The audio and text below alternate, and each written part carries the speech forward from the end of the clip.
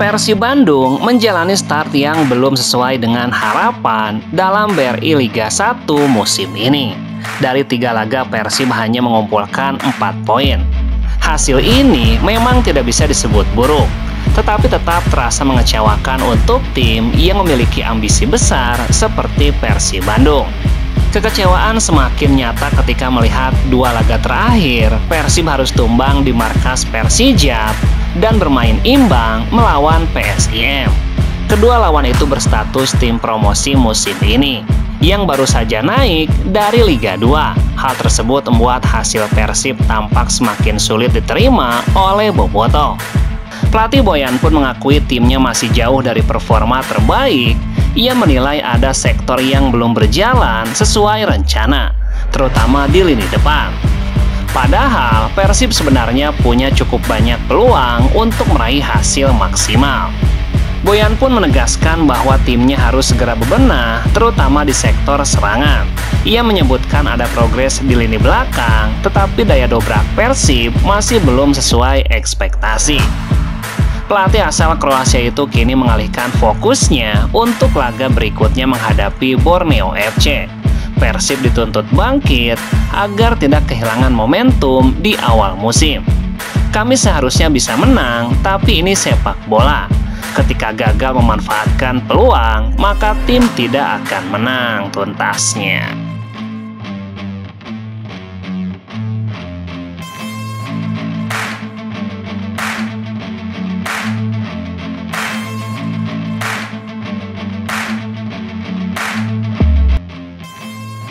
Borneo FC akan menjadi ancaman serius bagi Persib Bandung. Mereka bakal menjadi lawan Persib pada laga pekan keempat Superliga. Sesuai jadwal, laga Persib menghadapi Borneo FC akan digelar di Stadion Gelora Bandung Lautan Api pada Minggu 31 Agustus. Ini akan menjadi laga kandang kedua bagi Persib di musim ini. Laga ini juga menjadi momentum kebangkitan usai Persib puasa kemenangan dalam 2 laga terakhir. Persib jelas wajib membungkus kemenangan saat menjamu Borneo FC di laga nanti. Sebab kemenangan akan memperbaiki posisi Persib di klasemen sementara yang saat ini ada di urutan ke-7 dengan 4 poin. Kemenangan juga akan membuat moral para pemain meningkat. Itu akan menjadi modal berharga untuk mengarungi laga-laga selanjutnya. Di saat yang sama, kemenangan juga akan membuat Bobotoh kembali lebih tenang. Mereka akan tetap punya keyakinan bahwa Persib menjadi penantang serius perburuan gelar juara. Perjuangan Persib melawan Borneo FC tidak akan mudah, sebab mereka bukan tim lemah yang bisa dihancurkan begitu saja. Sebaliknya, butuh kerja ekstra keras untuk mengalahkan Borneo, itu karena Borneo FC sejauh ini bisa menunjukkan kualitasnya di awal musim. Tim pesut Etam itu menjadi satu-satunya tim yang meraih hasil sempurna dalam 3 laga awal Superliga. 3 laga yang dilalui Borneo berhasil ditutup dengan kemenangan. Saat ini, Borneo FC pun kokoh sebagai pemuncak klasemen sementara pada pekan ketiga. Catatan apik lainnya, Borneo FC terhitung lumayan dalam mencetak gol.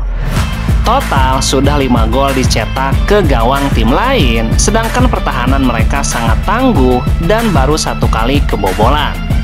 Di sisi lain, performa lini depan Persib menuai sorotan meski total sudah mencetak 4 gol dalam 3 laga. Namun di laga terakhir Persib gagal mencetak gol lewat penalti sebanyak 2 kali. Sedangkan dari sisi pertahanan, Persib musim ini masih belum terlalu memuaskan. 3 gol sudah bersarang ke gawang Persib, 2 gol dicetak pemain Persijap, dan 1 gol oleh pemain PSIM Yogyakarta.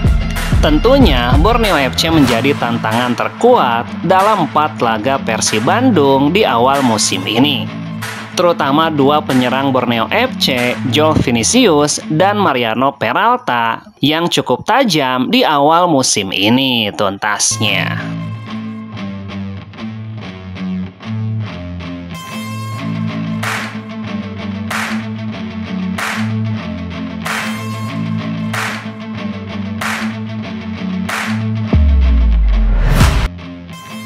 Timnas Indonesia batal menjamu Kuwait pada pertandingan FIFA Matchday September 2025 di Surabaya.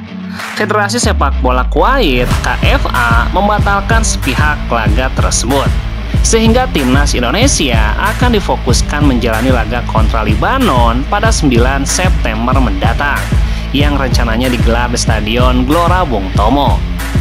Ketua Umum PSSI Erick Thohir mengungkapkan kekecewaannya atas pembatalan tersebut, sebab Timnas Indonesia tengah membutuhkan lawan uji coba jelang turun di ronde keempat kualifikasi Piala Dunia. Timnas perlu menguji diri melawan tim asal Timur Tengah, sebab skuad Garuda akan bersaing dengan Arab Saudi dan Irak di ronde keempat kualifikasi Piala Dunia. Kami tentu sangat menyesal karena sudah jauh-jauh hari mempersiapkan ini. Semua sudah terkunci. Kami punya planning melawan tim Timur Tengah, Kuwait, dan Libanon. Lebih lanjut, Erick Thohir sampai berpikir ada sabotase, sehingga Timnas Indonesia kehilangan lawan yang dibutuhkan. Itu jelas akan mengganggu kesiapan tim jelang ronde keempat melawan tuan rumah Arab Saudi dan Irak. Awalnya kami juga boleh bertafsir buruk, ini ada sabotase apalagi. Mau uji coba saja susah sekali. Kendati begitu, faktanya Erick Thohir tahu bahwa Timnas Kuwait juga mundur di turnamen yang semula mereka agendakan untuk diikuti di Uni Emirat Arab. Kebanyakan Kuwait juga mundur dari turnamen yang lain. Itu yang mungkin ada isu internal. Saya tidak mau menuduh, tetapi kita sudah melayangkan surat keras kepada Kuwait. Pihaknya memberikan teguran keras kepada Federasi Sepak Bola Kuwait dan akan melaporkannya kepada AFC. Kita tidak tahu baru beberapa hari. Persiapan sudah siap, kami juga akan melaporkannya ke AFC. Kami sedang usaha juga mencari penggantinya tuntasnya.